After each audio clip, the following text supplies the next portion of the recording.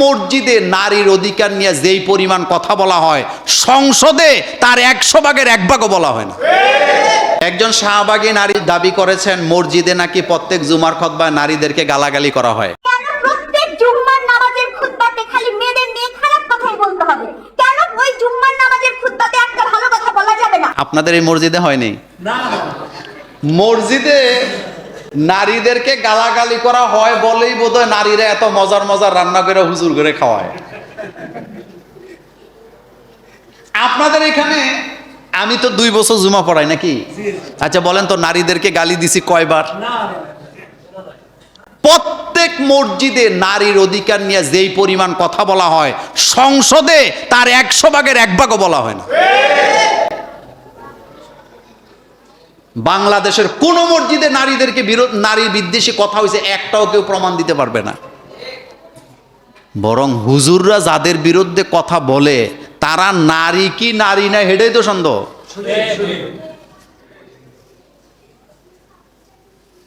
আচ্ছা আপনি বলেন তো, নারী পুরুষ আলাদা আলাদা বানাইছে কে? নারীদের কি সম্মান আল্লাহর কাছে কম না বেশি? আমি আপনাদেরকে একটা কথা বলি, মেয়ে কন্যা সন্তান জন্ম হইলে যেই মর্যাদার কথা রাসূলুল্লাহ বলেছেন, ছেলে সন্তান জন্মের পরে এই মর্যাদার কথা কি কোনো হাদিসে এইভাবে আসছে? আসছে না। রাসূল বলেছেন যার ঘরে একটা মেয়ে তার ঘরে কয়টা জান্নাত? ছেলের ব্যাপারে এমন কথা আসেনি?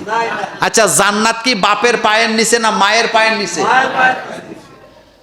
একটা কথা মনে রাখবেন, যার যেখানে যেই মর্যাদা দেওয়ার দরকার আল্লাহ সেটাই দিছে।